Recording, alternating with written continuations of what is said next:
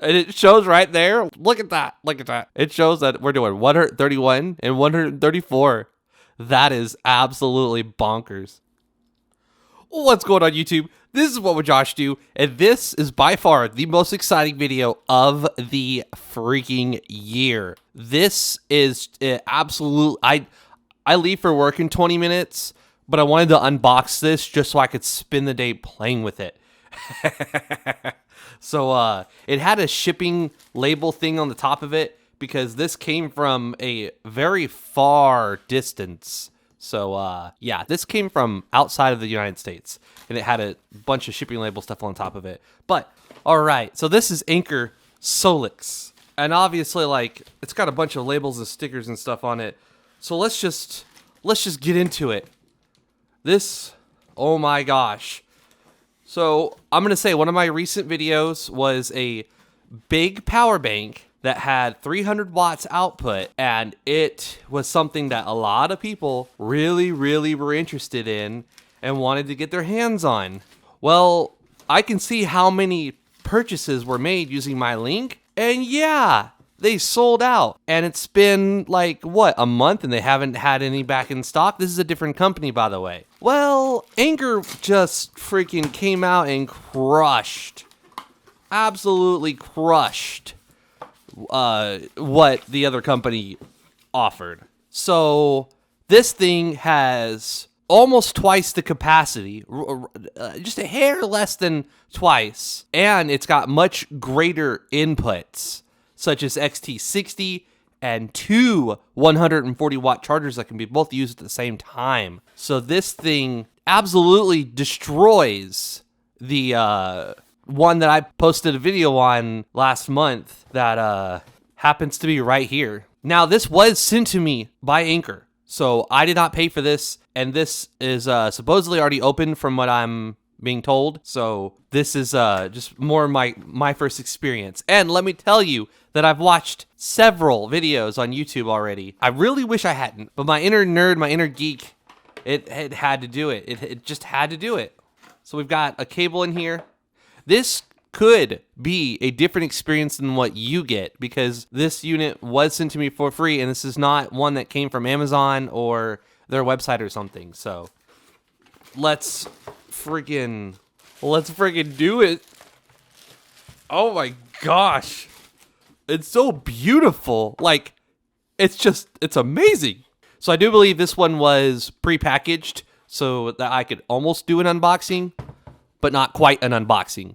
But it looks absolutely fantastic. And yeah, we're gonna go over it here. We've got this, which you can like put a strap on it and carry it like over your shoulder, like a longer strap, which they sell a little accessory you can get for that. You've got massive ventilation on the left and the right. You've got some rubber feet, and I'm gonna go ahead and let you all see this stuff right here. Lots and lots of data there on the bottom of the unit. Let you pause that and read that, and okay. So on the front of the unit, we've got a button and another button and another button. We've got a cigarette lighter, which is super exciting because if you have a refrigerator that uses a 12-volt car socket, you can literally power it with this thing all day. All day. And since this has XT60 input, you can bring in more solar than you're actually using for your refrigerator. The solar is 100 watts. So if your refrigerator is 100 watts or less, you will be able to almost run this indefinitely forever on your refrigerator. Especially since not all refrigerators run all the time. Once the unit's cold, it shuts off, there's no power being drawn, and now you're drawing in way more than you're currently using. So you could theoretically run this 24/7 with enough solar. On the back of the unit, we have designed by Anker Innovations. And it says, recharge your power station before the first use. To preserve the battery, make sure it's at 100% every 3 months. All right, now we're going to use Anker's desktop charger that I did a video on. So if you want to check out this thing, it's 250 watts. It'll do 140 watts on one of the ports. We'll plug it into the front of the unit because, oh yeah, so let's go over that. We've got two USB-A. We've got that XT60 for 100 watts in. We've got a little 15 watt port, so that'll charge up like a phone or something, you know. 15 watts isn't horrible. That's enough to charge like a Samsung device at its full speed because you need PPS in order to charge a later Samsung device at its like highest speed. And if you don't, it's going to default to about 14, 15 watts. So that's not bad at all for like a phone that doesn't support, 30, 45 watts of input. So that's awesome. And then these are your big money makers, your breadwinners right here. This is 100 watts, 140 watts, 140 watts. So we're going to plug in the 140 watts and we're going to see what happens. And then we're going to use that provide. Wow, that is blown out. Wow. I usually set manual settings on my camera, but I had to do a video yesterday that required me to set it back to automatic. And yeah, I'm sorry about that. All right, so we're going to plug in that 140 watt cable to this other Anker Prime new release they have. We're going to plug it into the front here. Oh, it just lit up. All right. So it's at 31% right now. All right, we got the little animation here. Oh, yeah, we got that 140 watt animation going. So that's cool. So this one shows 140 watts, and this one shows 140 watts. And look at that data. Oh, my gosh. 265 watts of input. That is absolutely bonkers. That is a lot of power going into this thing right now. And look at that. So less than 1 hour, this thing's going to be fully charged right now. That's insane. And the cool thing is, I already have the Anker app. Obviously, it's personal. Like, it's your choice. You don't have to have the app if you don't want the app. Oh, yeah, my freaking Spectrum. I got a notification about an outage. But so here we go. This is the app. I've already got my 250 watt charger on it, and I've got this 240 watt charger on it. Now I'm going to add this charger right here. So I'm going to press this button for the phone, and now the phone icon is blinking. It found the SOLIX C300 DC. Oh, so it does have Wi-Fi, meaning you can literally control this thing from anywhere in the world. You have a cell phone signal to your phone because it'll be connected to your home's Wi-Fi. My Wi-Fi is currently out, so it may not even connect to it. Well, my internet's out. My Wi-Fi is working. So unfortunately, I do have to use Bluetooth control today, but there we go. It says 36%, 26 Celsius. So that's cool. It shows you the battery right here, what the temperature's at and the percentage. And then we see the total watt input is 265 watts right now. And it shows right there. Look at that beautiful. Look at that. Look at that. It shows that we're doing 131 and 134. That is absolutely bonkers. Oh, yeah. I didn't even go over the light. We got the light. We can turn the brightness up and down using this. That's so cool. That's so cool. Or you could just press this little button right here for the light. And you can even have it down all the way. And I'll tell you what, I had a power outage last year. And my Anker 548 has also one of these. And that came in so clutch. So clutch. I was able to light up a room and no issues at all. So you can set the unit timeout to 30 minutes up to never. Okay. I'm going to do 12 hours. Screen brightness, I'm going to set it to high. Screen timeout, you've got 20 seconds to 30 minutes. The light timeout, so it'll stay on as long as you have it on. Or you can set it from 30 minutes, 1 hour, up to 24 hours, or never. And then you can connect to the Wi-Fi later when your Wi-Fi is working. And then also firmware updates. That's absolutely massive because firmware updates can add new features.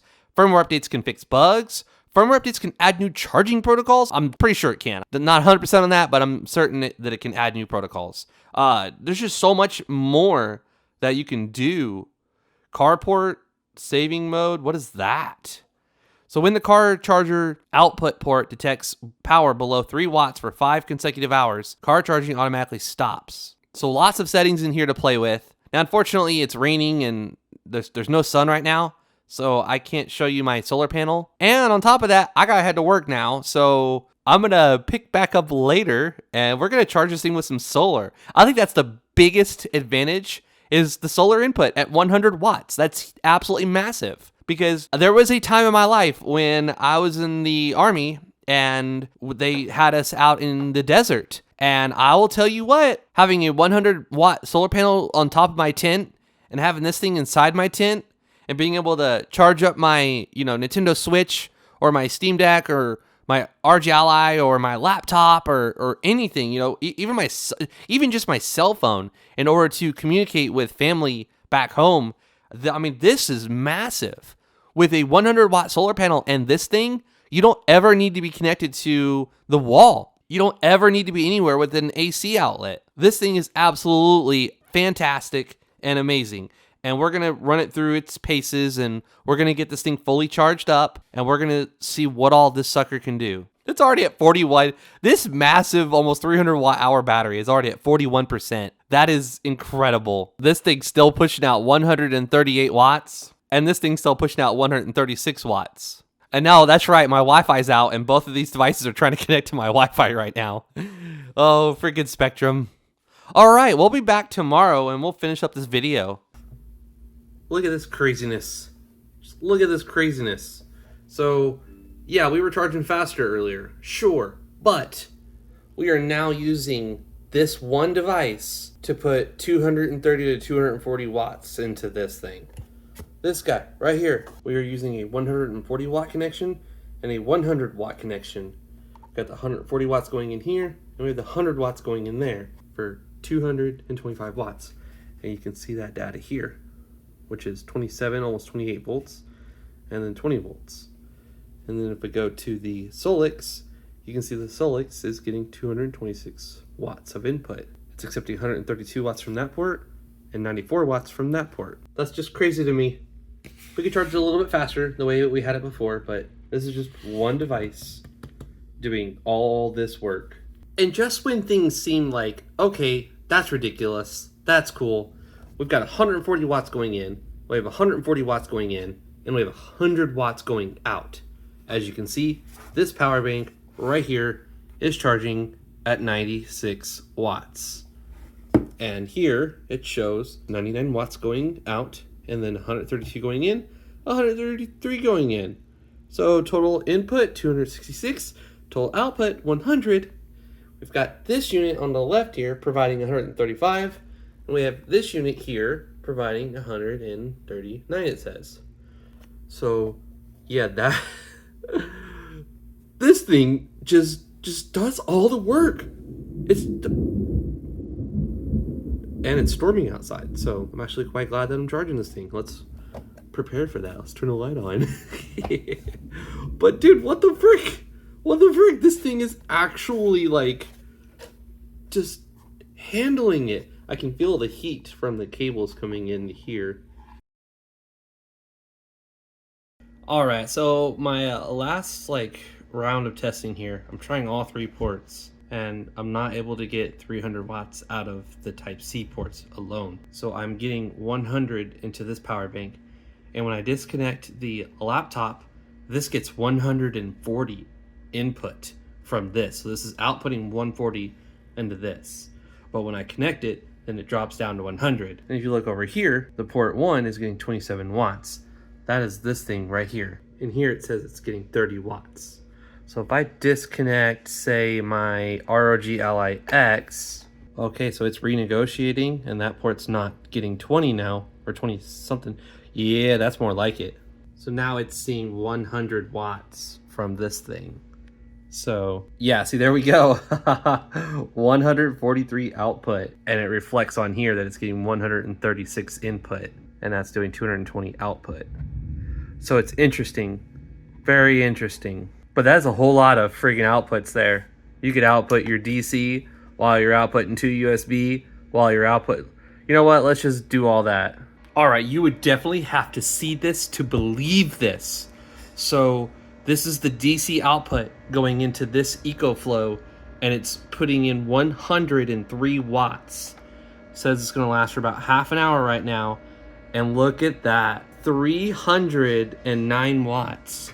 And if you come over here, you can see that the carport is doing 108 watts, and the power delivery 2 is getting 143, and that one's getting 58. So that did change to 60. What if we simply change this to this port, and we put the 100 watts into this thing? Okay, so now 60 watts is going to this thing, so we'll switch it to the 140. Okay, so that's interesting. So with this combination, we can only get 260 maximum. So It's going to charge that at 60. But now the laptop's able to get the 100 watts. So it is getting 100 watts to the laptop. So we'll just move the laptop over. So we're still only getting 860 of that. So it's all right. So we've come to the conclusion that if you use 2 of the USB-C ports, so this is 100 watts, this is 140 watts, both of these are outputting. So there we go, 130 something. This is getting 100 watts to this thing still. So we're charging this thing pretty fast using the DC port, and all that data is right here as well. So we're getting 312 watts out. So we can definitely get the 300 out. We've tested that a couple different ways. Yeah, that's crazy. Now let's just hook up everything. All right, so I'm using this thing to its fullest potential right now. I have a USB powered fan, a laptop connected to the middle port. I've got my RGLIX connected to this left port here, and I have this guy right here charging using the right port. And it looks like this DC port gets priority, because if you look here, we're still getting 100 watts to our EcoFlow solar generator. So this thing is charging using the carport to XT60 at its 100 watts. It has not slowed down. Everything else kind of did. So if we take a look at all the power here, so this is going to be the RGLIX, it's getting 30 watts. This is going to be the laptop, it's getting 60 watts. And this is going to be the power bank that we're charging right here using this one. So this is outputting into this guy. This is inputting. So 60 watts to that. Our USB-C port right here, this guy, is charging this thing right here. So that is currently being charged, and it's getting 11 watts. And then our USB powered fans, this one and this one, are getting 3 and 4 watts each. So we have 1, 2, 3, 4, 5, 6, 7. I don't even have enough fingers on one hand to count that. We have 7 things charging right now at 276 watts. That's crazy. This thing is putting in work. So if you enjoyed all of this crazy testing and nonsense, give the video a thumbs up. If you're new to the channel, subscribe, because I do this kind of stuff all the time. So the new unit on the left, the C300 DC, and the old unit to the right here, far superior, far superior. In this video, you're gonna see that we can do 300 watts output. Actually, we got 311 consistent, and this guy can do 65 watts to one of the ports and 27 to the other. Actually, I think it's 60 to one and 27 to the other for 87 total. So this thing cannot do nearly what this thing can do. This has 192 watt hours. This has 288. So this has 60 watts of solar input. This has 100 watts of solar input. In fact, what if we were to add solar input right now while it's doing all of this?